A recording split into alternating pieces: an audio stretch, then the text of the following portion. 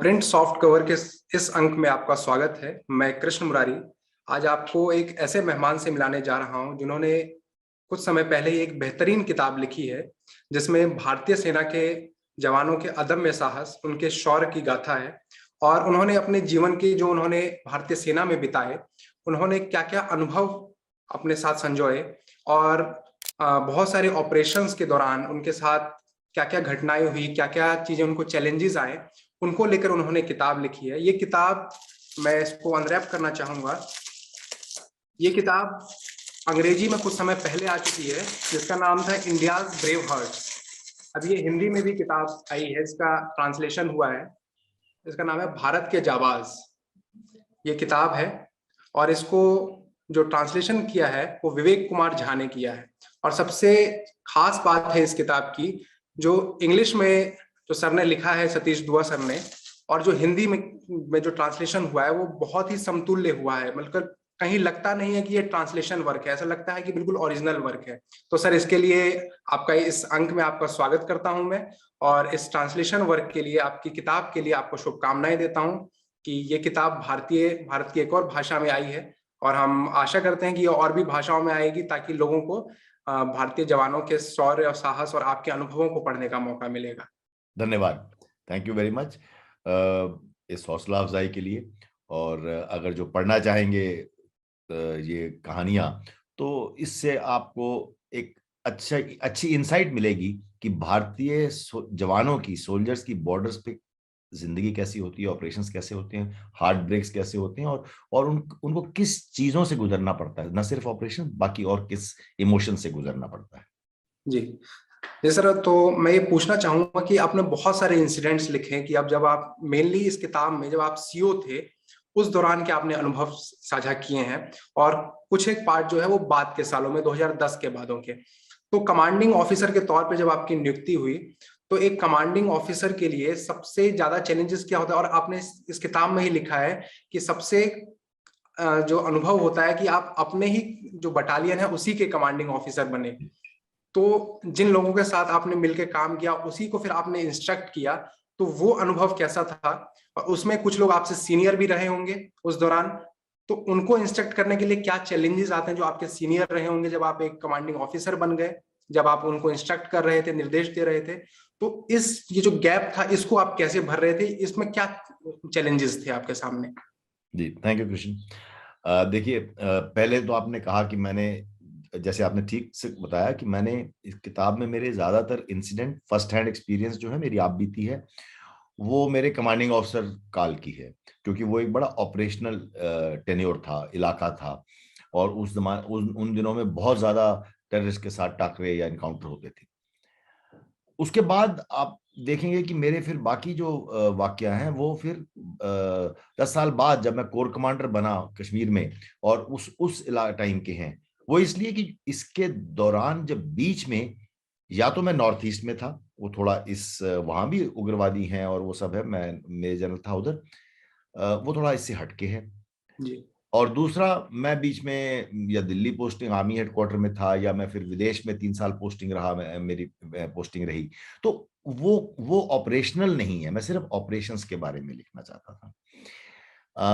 अब आपका जो सवाल है कि बतौर कमांडिंग ऑफिसर, देखिए, जैसे मैंने किताब में लिखा है, आपने भी जिक्र किया कि एक इन्फेंट्री ऑफिसर, किसी भी ऑफिसर का सबसे बड़ा सपना होता है, अरमान होता है कि वो अपनी ही बटालियन, यानी कि जिसमें वो उसने प्रवेश किया, वो अपनी ही बटालियन का सीओ बने। सीओ इंसान कर्नल रैंक पे जाके बनता है, यानी कि एक ही सीओ होता है, फुल कर्नल जो होता है वो बटालियन में, वो कमांडिंग ऑफिसर होता है। ये अरमान मेरा पूरा हुआ। और इससे अगला अरमान हर ऑफिसर का ये होता है कि वो न सिर्फ अपनी बटालियन का सीओ बने, बल्कि वो अपनी पूरी बटालियन का नेतृत्व ऑपरेशनल इलाके में करे, लड़ाई में करे। आजकल जो काउंटर इंसर्जेंसी, काउंटर टेररिज्म की लड़ाई है, वो एक अपने आप में एक कॉम्बैट है। लड़ाई तो, युद्ध जब हुए हैं तो 2 हफ्ते, 3 हफ्ते, 4 हफ्ते के युद्ध हुए हैं, लेकिन ये, जैसे मेरा एक्सपीरियंस था, वो पूरे 3 साल चलता ही रहा, काउंटर इंसर्जेंसी का युद्ध।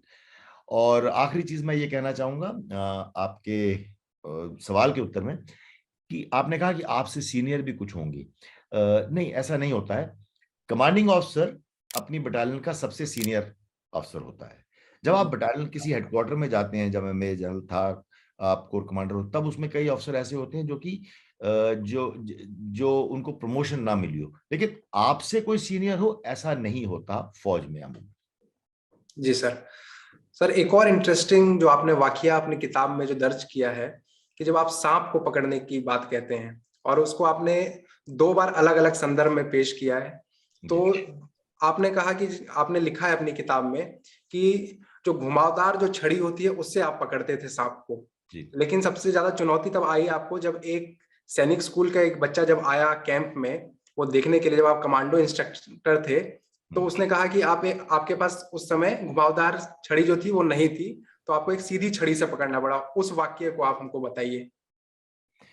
देखिए, पहले तो मैं ये बता दूं कि सब सोचेंगे सांप को पकड़ने की क्या जरूरत है। जी मैं कमांडो इंस्ट्रक्टर था, यानी कि कमांडो को ट्रेनिंग देता था। तो कमांडो स्कूल है एक हमारा, कर्नाटक में बेलगाम में। तो उस स्कूल में हम अलग अलग टाइप की कमांडो ट्रेनिंग कराते हैं। उसमें एक होता है सर्वाइवल, जंगल सर्वाइवल, यानी कि अगर आप जंगल में हैं और आपके राशन पानी खत्म हो गया है, तो आप अपना सर्वाइवल कैसे कर सकते हैं। आपको पेड़ पत्तों का थोड़ा पता होना चाहिए, ताकि आप वो जो एडिबल है उनमें से वो पत्ते या कोई फल हो तो खा सकें। और साथ ही आपको कुछ जानवर पकड़ने का और जानवर को मार के खाने की काबिलियत रखनी चाहिए। सुनने में शायद हैरानी हो, लेकिन सांप आसानी से पकड़ा जाने वाला जंतु है। आप खुद सोचें कि खरगोश को पकड़ना, हिरण को पकड़ना या किसी को पकड़ना आसान नहीं होता है। जी सांप को पकड़ा जा सकता है, और फिर उसकी जहर की गुत्थी या सिर निकाल करके उसको सर्वाइवल के लिए खाया जाता है। उसका मीट बहुत आसानी से बन जाता है। तो इसलिए सबको सिखाया जाता है कमांडो में सांप को कैसे पकड़ना और उसको कैसे काटना और उसको कुक करना। तो ये है वजह सांप को पकड़ने की ट्रेनिंग सबको देने की। तो जो वाक्य आपने बताया वो ऐसे था कि एक वाइस स्टिक होती है, एक ऐसी छड़ी जिसके कि आगे 2 टहनियां निकली हो, उसको अगर काट दिया जाता है, ऐसे 2 टहनियां निकली हैं, तो अगर मान लीजिए ये सांप है और ऐसे आप वाइस शाखा स्टिक होती है, तो उसके ऊपर आप उसके गर्दन को ऐसे पकड़ लेते हैं। तो एक वाइस स्टिक ढूंढना कोई मुश्किल नहीं है जहां पे 2 टहनियां ब्रांच कर रही हो। लेकिन उस लड़के ने कहा कि ये तो आपने ऐसे पकड़ लिया। जब उसने मुझे बच्चा था, वो कोई चुनौती नहीं दे रहा था, वो तो उसका एक जिज्ञासा भरा प्रश्न था कि सर आपने तो ऐसे पकड़ लिया, इस सीधी छड़ी हो तो फिर कैसे पकड़ोगे। मैंने सीधी छड़ी से उनको रैट स्नेक यानी कि नॉन पॉइजनस स्नेक पकड़ के दिखाया। तो उसने कहा कि जहरीला सांप इससे पकड़ के दिखाई, अगर पकड़ा जा सकता है। तो हमारे को इंस्ट्रक्शंस हैं कि अब ये पीस टाइम है, कोई लड़ाई नहीं है, तो क्यों आप रिस्क लें। इसलिए पॉइजनस स्नेक्स सांप को आप सीधी छड़ी से नहीं पकड़ते हैं, सिखलाई के तौर पे। हम्म, तो मैंने ये सोचा कि ये बच्चा है 8वीं क्लास में, ये पूरी दुनिया में जाएंगे, क्योंकि सभी इसके किंग जॉर्ज स्कूल्स के, मिलिट्री स्कूल्स के 6 मिलिट्री स्कूल्स हैं भारत में, उनके पूरे देश से ये कैंप चला होता, वहां के स्टूडेंट्स आए हुए थे। मैंने कहा ये बच्चे जाएंगे, इनको इतनी समझ तो आएगी नहीं कि ये रिस्क नहीं लेना चाहिए ट्रेनिंग के दौरान, और ये बोलेंगे वो तो कमांडो में हमारे को ऐसे सिखाते हैं, लेकिन वो तो डर गए या ऐसे कुछ। मैंने सोचा बच्चे हैं, इनके दिमाग में ऐसे आ जाएगा। तो मैंने पकड़ के दिखा दिया उसको, और पकड़ लिया। क्या, थोड़ा जोखिम भरा काम था, हमने पकड़ लिया उसको, सांप को। तो उसके बाद मेरी थोड़ी पेशी भी हो गई। मेरे कमांडेंट ने कहा कि क्यों आपने ऐसे किया, जब आपको हुक्म है कि नहीं करना चाहिए। वो लड़का, अच्छा बात खत्म हो गई, चलिए मैं हाँ कैप्टन था, लेकिन जब ये मैं कमांडिंग ऑफिसर था, और हमने एक ऑफिसर को खोया। जब मैं कमांडिंग ऑफिसर था, मेजर रोहित शर्मा को, उसने अपने जीवन का बलिदान दिया, उसको शौर्य चक्र मरणोपरांत दिया गया। तो उनकी वाइफ को मुझे एस्कॉर्ट कर रहा था बतौर सीओ राष्ट्रपति भवन में। और जब मैं उनको एस्कॉर्ट करने के लिए गया, उनके साथ चलना होता है जब वो अवार्ड लेते, तो एक दिन पहले प्रैक्टिस होती है उस पूरे अवार्ड की, तौर तरीके समझाए जाते हैं कि कैसे आगे आना है, कैसे बढ़ना है, कैसे राष्ट्रपति जी से आपको अवार्ड मिलेगा, उनको मिलेगा, मैं उनके साथ में पीछे खड़ा रहूंगा। तो वो जो उनका जो एडीसी था राष्ट्रपति का, जो कैप्टन था वो बड़ा टॉल हैंडसम आदमी था। उसने उसने हमारे को सबको प्रोसीजर समझाया, प्रैक्टिस करवाई, और आखिर बाद में जब खत्म हो गया तो मेरे पास आया और सलूट करके बोलने लगा, सर आपने मुझे पहचाना? नहीं। मतलब सर, मैं वो लड़का हूं जिसने 10-15 साल पहले आपको वो कहा था कि मेरे को ये स्टिक ऐसे सीधी छड़ी से आप सांप पकड़ के दिखाएं। और कहता है कि सर, उसके बाद जब मैं कमीशन ऑफिसर बन गया, जब मैंने कमांडो कोर्स किया, तब मुझे एहसास हुआ कि मेरा सवाल कितना बचपने भरा था, और आपने हाँ। काफी बहादुरी दिखाई कि आपने फिर उससे उससे भी पकड़ लिया। और उसके बाद ये सिलसिला चलता रहा हमारा, उस लड़के के साथ, उस यंग ऑफिसर के साथ हमारी जान पहचान बढ़ती गई, हमारे घर आया गया। मेरे मेरे 2 बेटे हैं, उस वक्त स्कूल में थे, तो वो उसको देखते थे, उस हैंडसम ऑफिसर को देखते थे, और तो बहुत प्रेरित होते थे। और अंत में मैं ये कहना चाहूंगा जो मैंने कहानी में कहा, ये बड़ा अच्छा है, बड़ा एक इमोशनल सा ट्विस्ट है कि मैं फिर वियतनाम गया। 3 साल मैंने वियतनाम में काटे, आर्मी की तरफ से पोस्टिंग की, एम्बेसी में थी। जी। जैसे मैं यहाँ से वियतनाम गया, उसी टाइम उसका एक ऑपरेशन हुआ।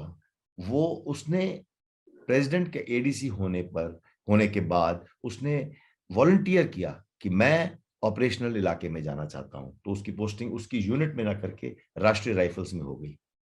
और राष्ट्रीय राइफल्स में वो एक एनकाउंटर में शहीद वीरगति को प्राप्त हुए, उनको शौर्य चक्र मिला मरण उपरांत। जब मैंने ये सुना तो मेरे दिमाग में वो 8वीं क्लास का बच्चा आया, और उसके साथ जितना हमारा आपस में तालमेल रहा और मिलाप रहा कुछ काफी सालों तक, वो सब आया। लेकिन यही यही एक फौज की जिंदगी है। जी। और सर, एक और वाकया आपने बहुत ही दिलचस्प अपनी किताब में दर्ज किया है कि इसमें आपने फोन की अहमियत बताई है कि भारतीय सेना के जो लोग रहते हैं, जो जिनका जिनका परिवार रहता है उनसे दूर, सैनिकों से, उनके लिए फोन की अहमियत क्या है। और जवानों के लिए जब मॉडर्नाइजेशन हुआ, जब संचार क्रांति हुई, उसके बाद जब जवानों के हाथों में फोन आया तो उसके आपने चुनौतियां भी लिखी हैं कि उसको जी। लेकर चुनौतियां भी क्या है। तो जी। वो आम का पेड़ भी आपने एक दर्ज किया है जहाँ पे टेलीफोन लगा रहता था, और वहां के लिए आपने एक शब्द यूज किया है कि वहां संदेह और रोमांच दोनों का माहौल रहता था, जी। कि जी। लोगों में बेचैनी भी रहती थी कि क्या खबर मिल जाएगी दूसरी तरफ से, और रोमांच रहता था कि हमको बात करने को मिलेगा अपने लोगों से। जी। तो वो वाकया बताइए। और आपने ये भी लिखा है कि आप बाद में जब गए कई सालों के बाद, तो आपने वो एरिया देखा, और वहां जो लोग रह रहे थे तब सैनिक रह रहे थे, तो उनसे आपने बताया भी, तो वो उन लोगों ने भी फिर सोचा। तो ये इस वाक्य का आप हमको हम जिक्र कीजिए। अ, ये मैं इस बात से प्रेरित हुआ था कि आजकल हम सबके पास एक निजी फोन होता है। बिल्कुल। बल्कि आमतौर पे देखा जाएगा एक परिवार में जितने सदस्य हैं, टोटल उससे ज्यादा फोन होंगे, किसी ना किसी के पास 2-2 फोन भी होते हैं। और जी। आजकल की पीढ़ी इस बात को अच्छी तरह से समझ नहीं पाती है कि क्या बड़ी बात है कि फोन नहीं था। जब हम लाइन लगा के एक पीसीओ में खड़े होते थे पहले, और जाके पैसे पैसे दे करके फोन करते थे। और आजकल की नई पीढ़ी जिनके हाथ में मोबाइल हैं, घर में ज्यादा मोबाइल हैं, वो इस बात को शायद इतनी आसानी से समझ नहीं पाते। और खास तौर पे जब खबर जो है वो अ, ऐसी खबर हो सकती है जिसमें कि आपके प्रियजन का या आपके पिता का या पति का वो ऑपरेशन इलाके में सर्विस कर रहा हो, तो उसके बारे में खबर हो, तो उसमें उसकी टेंशन और बढ़ जाती है। तो ये वाक्य उस टाइम का है जब मैं लाइन ऑफ कंट्रोल पे तैनात था, और मेरी फैमिली, मेरी वाइफ, मेरे बच्चे वहाँ जम्मू में रह रहे थे। एक जम्मू कैंटोनमेंट में एक अलग से लाइन है, क्वार्टरों की अलग अलग ईयर मार्क कर दिया जाता है, जहाँ पे ऐसी फैमिलीज रह सकती हैं जिनके हस्बैंड्स आगे नियंत्रण रेखा पे, बॉर्डर के इलाके में या काउंटर टेररिज्म इलाके में तैनात होते हैं। तो वहां पर जब उन दिनों में मोबाइल फोन नहीं हुआ करते थे, घरों में भी फोन आम नहीं थे, तो एक मेरे घर के बिल्कुल सामने एक बहुत बड़ा आम का पेड़ था, उसके नीचे एक फोन बूथ था, और उस फोन बूथ में एक फोन लगा हुआ था। क्योंकि आर्मी यूनिट्स में जो आपकी जो सिविल फोन की लाइन होती है, वो आर्मी यूनिट में कनेक्ट नहीं हो सकती आसानी से, इसलिए आर्मी की तरफ से फोन लगाया गया था, जो आर्मी के एक्सचेंजेस के अंतर्गत काम करता था। यानी वो मेरी वाइफ अगर मेरे से बात करना चाहती है, हम नियंत्रण रेखा में, तो बात हो जाती है, या कोई और अपने हस्बैंड से बात करना चाहता है जो दूसरे इलाके में हो लेकिन ऑपरेशनल इलाके में है, तो बात हो जाती थी वहां पर। अब वो आमतौर पे ऐसे होता है कि जो मैं रिंग फोन कर सकता था, मेरी वाइफ वहां से आसानी से फोन नहीं कर सकती थी मेरे को। तो उधर शाम का वक्त होता है, इंतजार था लेडीज को होता है कि अब फोन आएगा। और खास तौर पे जब कोई खबर आ जाए रेडियो या टीवी में कि एक ऑपरेशन शुरू हो चुका है, यानी कि टेररिस्ट के साथ में टाकरा शुरू हो गया है किसी इलाके में, मान लीजिए पुंछ डिस्ट्रिक्ट में। तो पुंछ डिस्ट्रिक्ट में अब उन्हें तो मालूम नहीं कहां पर है, तो पुंछ डिस्ट्रिक्ट में जितने भी फैमिलीज हैं जिनके कि हस्बैंड वहां तैनात हैं, सैनिक वहां हैं, ऑफिसर वहां तैनात हैं, तो उनको अ, अ, एक टेंशन सी बनी रहेगी। उनको पता नहीं है कि उनके हस्बैंड इन्वॉल्व हैं कि नहीं उस एनकाउंटर में। तो जब तक कि उनको खबर ना आए उनको टेंशन बनी रहेगी। तो लेडीज जो हैं वहां पे, जो महिलाएं हैं, वो उस फोन के आसपास ग्राउंड में बच्चे आ जाते थे, बच्चे थोड़ा शायद खेलने लग जाएंगे आपस में, और लेडीज में एक टेंशन का माहौल बना रहता था कि कब फोन आए। तो वो मैंने उस बात का वर्णन किया था कि उस टाइम पे फोन एक लाइफलाइन थी, और उस लाइफलाइन के कारण सब वहां आ जाते थे। ये कुदरती मेरे घर के सामने था, तो बड़ा सा जो अहाता था उस इलाके में, बच्चे खेल रहे होते थे, लेडीज चाहती हैं कि जल्दी फोन आ जाए, लेकिन वो रहस्य बना रहता है जब तक कि फोन नहीं आता। और जब तक फोन आ जाए, सबको पता लग जाए सब ठीक है, तो सब अपने अपने घर चले जाते थे। तो मैंने उस माहौल का एक एक वर्णन किया। और दूसरी तरफ जैसे आपने कहा कि जब मैं बाद में बतौर ब्रिगेड कमांडर बन के उसी इलाके में गया, या 10 साल बाद, तब तक मोबाइल फोन आ चुके थे, ये वाला फोन का बूथ हट चुका था, फिर इसकी जरूरत नहीं होती है। और मैं वह जब वहां जाके देखा और मैंने लोगों को बताया कि ऐसे था, तो उन्होंने समझा, लेकिन उसकी अहमियत शायद उतनी अच्छी तरह समझ नहीं पाए आजकल मोबाइल फोन यूज करने वाले लोग।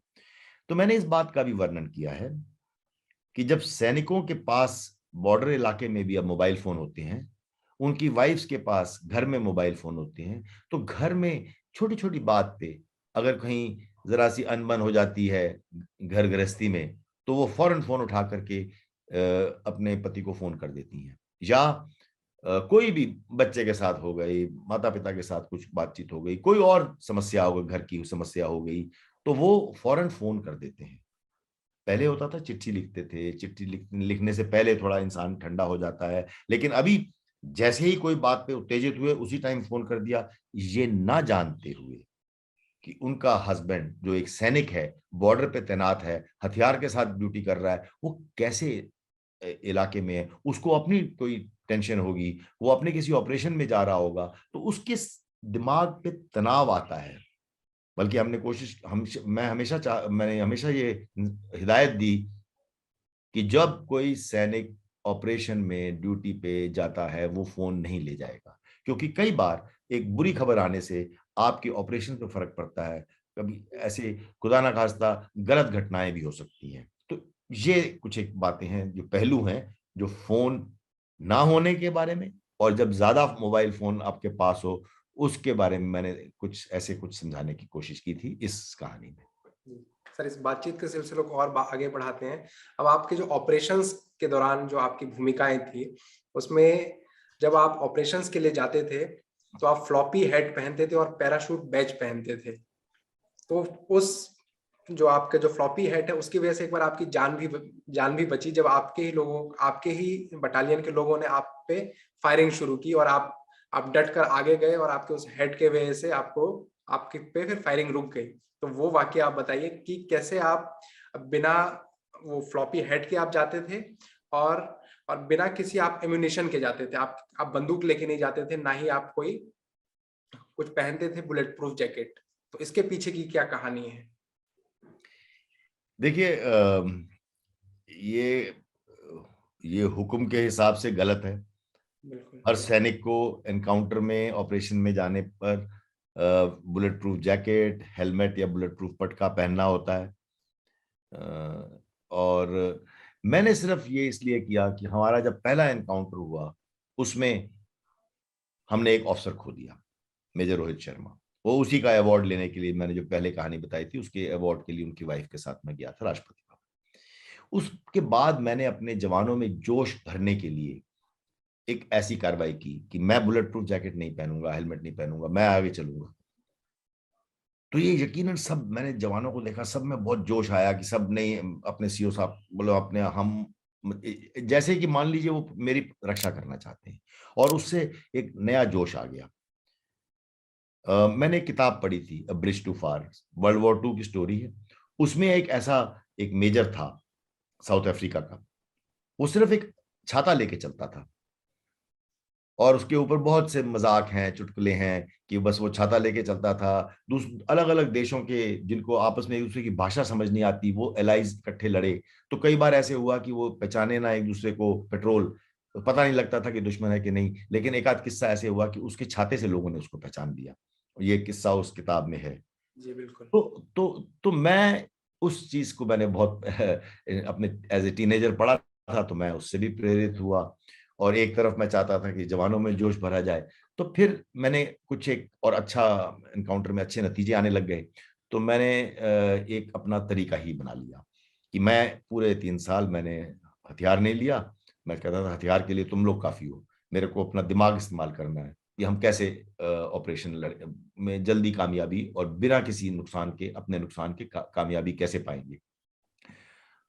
तो ऐसे ही एक वाक्य में हमारा एक ऑपरेशन था जो पूरी रात से चल रहा था, बहुत बारिश हो रही थी, हमारे कपड़े भीगे हुए थे, रेडियो सेट वगैरह भीग गए थे, और 12 घंटे से ज्यादा ऑपरेशन चल चुका था, पूरी रात शाम से शुरू हुआ, ये मिड मॉर्निंग हो चुका था। हमारे रेडियो सेट बैटरीज भीग गई थी, तो रेडियो सेट हमारे काम करने बंद कर गए थे, बिल्कुल ऑलमोस्ट कम्युनिकेशन हो ही नहीं रहा था।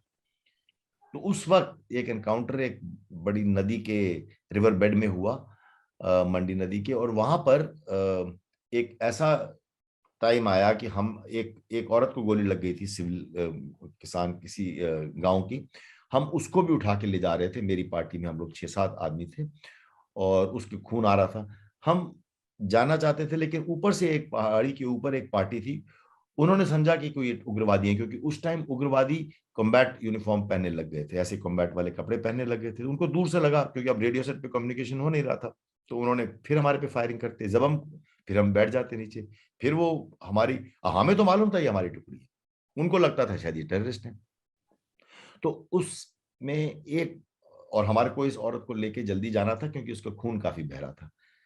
तो मैंने उस वक्त मैंने सोचा कि छुपने और चट्टानों के पीछे बैठने से अच्छा है मैं एक बार उल्टा सीधा होके चलता हूँ, डट के ऊपर खुल के, तो वो भी देखेंगे ऐसे क्यों चल रहा है।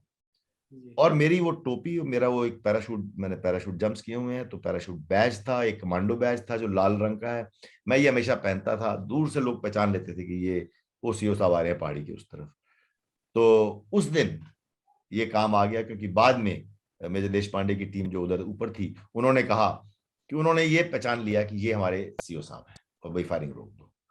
तो इससे कुछ कुछ तो कुछ अच्छा आपकी जान निकला। बच गई। जी जी, कुछ कुछ तो अच्छा हल निकला। और सर किताब में आपने जिक्र किया है जब 1980 का पीरियड था और आपके शुरुआती दिन भी थे सेना में, तो उसमें लिखा था कि एलओसी जो था उस दौरान बहुत पीसफुल था, कि ज्यादा झड़पें नहीं होती थी, लेकिन 1980 के बाद चीजें बहुत ज्यादा बदली। तो उस बदलाव का क्या परिप्रेक्ष्य था, क्या किन वजहों से ज्यादा बदलाव होने लगे? और उसमें आपने ये भी लिखा है, कुछ जिक्र किया है कि दोनों तरफ की जो सेना थी वो आपस में बात भी करते थे, और जैसे चाय बनाने के लिए वो उनको गुड़ मिलता था, आप लोगों को चीनी मिलती थी तो चीनी भी मांगते थे। तो वो रिश्ता कैसा था सेना का उस दौरान, और अभी जाके इतना बदलाव आ गया है कि हमारे यहाँ उरी अटैक हुआ, फिर पुलवामा हुआ, फिर हमको जवाब भी देना पड़ा। और उरी अटैक के बाद जो भारत की भूमिका थी उसमें आपकी बहुत महत्वपूर्ण भूमिका थी। तो उस वाक्य का भी आप जिक्र करिए, हमें बताइए, और उरी के दौरान आपकी क्या भूमिका थी, और उस दौरान आपको जब जब आप सुबह सोए हुए थे तब फोन आया आपके पास अचानक से, उसके बाद की क्या स्थितियां थी? देखिए, पहले वो एलओसी की बात करते हैं जी। कि एलओसी में जब मैं 1983-84 में हम वहां थे कुपवाड़ा के इलाके में, तब एलसी पे कोई फायरिंग नहीं होती थी, कोई इन्फिल्ट्रेशन नहीं थी, कोई ऐसी टेररिज्म की का मसला नहीं था जम्मू कश्मीर में। तो उन दिनों में हालात काफी ठीक थे, हालांकि लाइन ऑफ कंट्रोल पे तैनाती थी दोनों तरफ से, लेकिन इन्फिल्ट्रेशन ना होने से फायरिंग नहीं होती थी। फायरिंग नहीं होने से जहां जहां पे हमारी पोस्ट और उनकी पोस्ट पास पास थी, तो थोड़ा चिल्ला के एक दूसरे से बात कर लेते थे। वो बोलते थे साथी क्या हो रहा है, ये वो ऐसे करके बात होती थी। और जैसे मैंने कहा कि एक आध बार किसी ने कहा ओ भैया तुम, हमें तो गुड़ मिलता है, कुछ ऐसी हंसी मजाक की बात थी, तो हमने कहा चीनी ले लो। तो उसमें एक वाक्य है जो मैंने बताया कि एक वहां के एक सूबेदार थे, सूबेदार या नायब सूबेदार होंगे, उन्होंने कहा, हमने ईद मुबारक कहा, तो उन्होंने कहा कि अगर हम आपको सेवियां दें तो आप खाएंगे? यानी मतलब अब आप ये तो नहीं समझ लेंगे इसमें हमने कुछ मिला दिया है। जी। हमने कहा नहीं, हम खाएंगे, शौक से दीजिए। तो मतलब ऐसे सिर्फ हालात दिखाने के लिए मैंने कहा कि एक वो वक्त था जबकि हालात इतने अच्छे थे, ठीक ठीक थे। अब आजकल के हालात काफी खराब हैं। पिछले एक साल से जब ये सीज फायर एक आपस में समझौता हुआ था फरवरी लास्ट ईयर 2021 में, तो वो एक अच्छा वाकया चल रहा है जो अब एक साल से एक महीना ऊपर ही हो गया है तकरीबन। वो सीज फायर में एलओसी के दोनों तरफ रहने वाले सिविलियन नागरिक और सोल्जर्स दोनों की जिंदगी में काफी सुधार आया है, क्योंकि अब इतनी जानें नहीं जाती हैं, किसी को गोली नहीं लगती है, किसी का पैर नहीं उड़ता है, मतलब ऐसी हताहत नहीं होते हैं लोग। तो ये जो अमन बीच में चल रहा है, ये बहुत अच्छी बात है, एक हार्टनिंग डेवलपमेंट है, और हम उम्मीद करेंगे कि ऐसा चले। जी। दूसरा सवाल आपने इसी के साथ साथ किया कि अब हालात इतने खराब हो गए कि पुलवामा हुआ, उड़ी उड़ी पे अटैक हुआ, और उड़ी अटैक के दौरान आप मेरे से जानना चाहते हैं, हाँ मैं कोर कमांडर था। जी। वो संडे का दिन था, 18 सितंबर, जब सुबह बहुत जल्दी फोन आया, मतलब अभी मैं उठा भी नहीं था, मुझे फोन आया, और वहाँ के जनरल ऑफिसर कमांडिंग का फोन था बारामूला से, कि ऐसे ऐसे हमारे ऊपर एक टेररिस्ट सुसाइड अटैक हो गया है हमारे उड़ी कैंप में, जो बिल्कुल एलओसी पर है, और हमें एनकाउंटर चल रहा है, लेकिन हमें नुकसान उठाना पड़ा, क्योंकि उन्होंने आके पहले फायर किया, और जो कुक हाउस था उसमें भी फायर जब हुआ तो एक सिलेंडर फट गया, उससे आग लगी, उससे भी नुकसान हुआ। हमने कुल मिला के 18 जवान उस दिन खोए। ये मुझे दुख है कि मेरी वॉच पे, यानी मेरी निगरानी में, मेरे नेतृत्व में हमने 18 जाने खोई। ये जिंदगी भर मैं बुला नहीं पाऊंगा। लेकिन उसके बाद, क्योंकि ये बहुत बड़ी घटना थी, तो उस दिन रक्षा मंत्री आए, आर्मी चीफ भी आए, और रक्षा मंत्री ने पहले तो स्वर्गीय मिस्टर मनोहर पारिकर थे, और उन्होंने कहा कि मैं तो उड़ी जाना चाहूंगा। तो श्रीनगर एयरपोर्ट पे रिसीव करते ही मैंने उनको रिक्वेस्ट की, समझाया कि सर वो हाँ जाना खतरे से खाली नहीं है, अभी ऑपरेशन चल रहे हैं, आग लगी हुई है, आसपास के इलाके में हमें सैनिटाइजेशन ऑपरेशंस करने पड़ते हैं, और अभी वहां जाना उचित नहीं होगा। तो वो मेरी बात मान गए, और फिर हम मेरे ऑप्स रूम, हमारे हेडक्वार्टर में आए। वहां पे उनकी जब ब्रीफिंग हुई, फिर उन्होंने जानना चाहा कि क्या करना चाहेंगे, तो मैंने उनको कहा हम फिर वो डिटेल ऑफिस में बात करेंगे, सिर्फ हम हाँ आपस में बात करेंगे, औरों के सबके सामने नहीं। जी। तो आर्मी चीफ भी मौजूद थे, मेरे ऑफिस में गए, और वहां पे जो बातचीत हुई, हमने कहा कि हर बार, आपको याद होगा कि उसी साल शुरू में पठानकोट में अटैक हुआ था, उसी साल ईडीआई बिल्डिंग, पंपोर, श्रीनगर के बाहर एक टेररिस्ट सुसाइड टेररिस्ट आ गए थे, और उन्होंने 66 युवक युवतियों को जो ट्रेनिंग कर रहे थे, कश्मीरी लोग, उनको बंदी बना लिया था, हॉस्टेज ले लिया था, हमने उन सबको निकाला। बड़े बड़ी ऐसी घटनाएं हुई थी, दो तीन चार। तो this was the last straw, मतलब ऐसे लगा कि सर ये हम हर बार डिफेंसिव ही होते हैं, यानी कि अब हम क्या कर सकते हैं, क्योंकि हम तो टेररिस्ट भेजते नहीं है उस तरफ, हमारा तो कोई ऐसा एजेंडा नहीं है। उनकी तरफ से अंदर भेजते हैं, वो इधर आते हैं, नुकसान करते हैं, और वापस चले जाते हैं। तो ये तय किया कि आप हमें थोड़ा छूट दे दीजिए, अब हम कुछ ऐसा करेंगे ताकि उनके ऊपर भी नुकसान पहुंचाए, उनको भी इस बात का एहसास हो, इस बात का दर्द हो। और फिर पहली दफा हमने पार जाके रेड की। सर्जिकल स्ट्राइक इसलिए नाम कहा जाता है, जैसे सर्जरी होती है, एक ऑपरेशन होता है, डॉक्टर करता है, वो बाकी अंगों को ना करते हो। अगर हार्ट ऑपरेशन कर रहे हैं तो सीधा अंदर हार्ट तक जाएगा, किडनी है तो सिर्फ किडनी तक जाएगा, जो बीच में और ऊपर जो अंग आते हैं उनको कोई नुकसान नहीं पहुंचाता, सर्जरी करता है। तो हमने भी एक सर्जिकल स्ट्राइक की कि हम उनकी पोस्टों की, उनकी तैनाती के बीच में से जा करके हम उस टेररिस्ट कैंप में गए, क्योंकि टेररिस्ट हमारा, वो टेररिस्ट अंदर भेजते थे और वो हमारा आके नुकसान करते थे। इसलिए हमने जाके टेरर कैंप में, एक नहीं अनेक जगहों पे टेररिस्ट कैंप्स में जाके हिट किया टेररिस्ट को, और वहां से फिर हम वापस आए। और मेरे ख्याल से फॉर्च्यून फेवर्स द ब्रेव कि हमारे एक भी सोल्जर को कैजुअलिटी नहीं हुई। सर, इस किताब में और भी हमारे दर्शकों को हम बताना चाहेंगे, इस किताब को आप जरूर पढ़िए। इसमें और भी कई कहानियां हैं जो आपको पढ़नी चाहिए। भारतीय सेना के अदम्य शौर्य और साहस के बारे में आपको जानने को मिलेगा। तो इसमें आपने इस किताब में ही एक जिक्र किया है कि आपके पूरे सेना के करियर में आपकी जो उपलब्धि है, वो एक उपलब्धि की आपने आपने जिक्र किया है अंतिम में, उसका हमारे सामने जिक्र कीजिए। और इस किताब जो आपने ओरिजिनल इंग्लिश में लिखी, उस जब किताब हिंदी में आई तो उस हिंदी के अनुवाद में आपने क्या देखा कि आपने जो इंग्लिश में आपने बताना चाहा, क्या वो हिंदी में भी आ पाया जब आपने खुद देखा उसको? तो वो जो तर्जुमा हुआ है उसके बारे में भी हमें थोड़ा सा आप बताइए। जी देखिए, पहले तो आपने सवाल किया जो कि उपलब्धि के बारे में, वो मैंने आखिर में लिखा है। एक अलग से उस पे चैप्टर है छोटा सा, कि जब मैं रिटायर होने वाला था तो किसी ने मेरे से पूछा कि आपको अपनी सबसे बड़ी उपलब्धि कौन सी लगती है। तो मेरे दिमाग में पहले आए जितने मेरे को ऑनर्स और अवार्ड्स मिले हैं, या मेरे नेतृत्व में मेरे यूनिट को या मेरे हेडक्वार्टर को या मेरे एस्टेब्लिशमेंट को जो कोई ऑनर और अवार्ड मिले, मेरे खुद को पर्सनली मुझे जितने तमगे मिले हैं, मेडल मिले हैं, वो सब उपलब्धियां ही तो हैं। और कई ऐसे मेरी पोस्टिंग हुई ऐसी जगहों पे, वो उपलब्धियां हैं।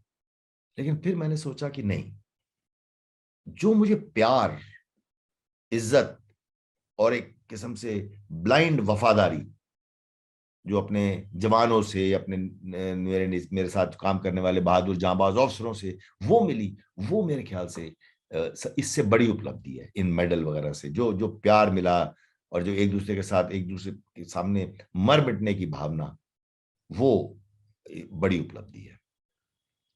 लेकिन जब मैंने जवाब दिया तो इन दोनों से हटके था। मैंने कहा मेरी सबसे बड़ी उपलब्धि है, और मैं मानता हूं आज तक इस बात को, मेरी सबसे बड़ी उपलब्धि है वो 2 शादियां जो मैंने कराई अपनी बटालियन में, वो 2 शूरवीर जिनको मैंने खोया जब मैं कमांडिंग ऑफिसर था। एक ऑफिसर की, उसकी शादी हमारे ही यूनिट में एक युवा ऑफिसर ने आगे बढ़कर एक इतना अच्छा नोबल कदम उठाया। और उसके बाद वो ऑफिसर कर्नल देश पांडे, जिस उस वक्त वो मेजर था, मेजर देश पांडे, वो खुद जाके आगे उसको वीर चक्र मिला और वो उसने हमारी बटालियन का सीओ बना। दूसरा, एक जवान की विधवा, अंतर सिंह, लेफ्टिनेंट अंतर सिंह नाम था उसका, उसको सेना मेडल मिला था मरणोपरांत। मैं उसके घर गया, गांव में, नौशहरा के रहने वाले हैं वो, और उसके घर जाके उनको, खैर उस वक्त तो बहुत दुख होता है, सब रो रहे होते हैं, लेकिन मैंने उसके फादर, उनके परिवार से बातचीत करी कि इसको रिहेबिलिटेट किया जाए। और फिर मैंने उनकी मदद की कि किस तरीके से वो उनकी शादी हुई उन्हीं के परिवार में, और उस लड़के की मैंने मदद की, उसका भी कुछ आर्मी की कुछ समस्याएं थी, तो वो सब करके उसको, उसकी शादी हुई। उसके बाद मैं जब 10 साल बाद वहां गया, 9 साल बाद, तो मैंने देखा उसके, अब वो पहले एक लड़की थी, उसके बाद उसकी 2 लड़के और हुए। और मजे की बात यह है कि अभी मैं 2 दिन पहले, परसों, अपने यूनिट से आया हूं। हमारी हमारी बटालियन में एक रियूनियन था और उसमें वो भी आई थी। उसका बेटा आज हमारी ही बटालियन, यानी अंतर सिंह की ही बटालियन में जवान है, कार्यरत है। तो ये एक ऐसी चीजें हैं जो मैं कभी भूल नहीं सकता। वो अभी भी, उसको मैं जब मिला या उसके बच्चों को मिलता हूं तो मुझे इतनी खुशी महसूस होती है, उसका मैं बयान नहीं कर सकता। और ये तमगे, मेडल और जो हमारे को उपलब्धियां हैं, उनसे कहीं ज्यादा अच्छा मानता हूं मैं। जी सर, हमारा अंतिम सवाल जो होगा वो यही है कि आप बहुत सारे युवाओं को मोटिवेशनल स्पीकर के तौर पे भी आपने आपके वीडियोस हैं उनको मोटिवेट करते हैं। तो युवाओं को लेकर जो सेना में जाना चाहते हैं, जो और भी बाकी युवा हैं, उनके लिए आपका क्या संदेश होगा? और जैसे अभी कुछ दिन पहले प्रदीप मेहरा की एक वीडियो वायरल हुई थी, उसके बाद भी आप काफी एक्टिवली आपने उस पर खुल के बोला था। तो युवाओं के लिए आपका क्या संदेश होगा? देखिए, मैं सब युवाओं को ये कहना चाहूंगा कि भारतीय सेना में आपकी जरूरत है, जिसमें ये जज्बा है, जोश है और जुनून है, और साथ साथ काबिलियत है कि वो सिलेक्ट हो जाए। क्योंकि सिलेक्ट आपको अपनी मेरिट पे होना पड़ेगा। यहाँ पर टेस्ट और रिटन टेस्ट और फिजिकल टेस्ट सब कठिन ही होते हैं, लेकिन फिर भी बहुत लोग पास होते हैं। तो हमें ऐसे जज्बे और जोश की जरूरत है।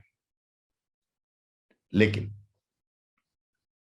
अगर कोई सेना में सेलेक्ट नहीं हो पाता, या कोई ऐसा हो जो सेना में जाना ही नहीं चाहता, तो मैं ये कहूंगा कि आपको देश की सेवा करने के लिए आर्मी ही ज्वाइन करना पड़े, ये जरूरी नहीं है।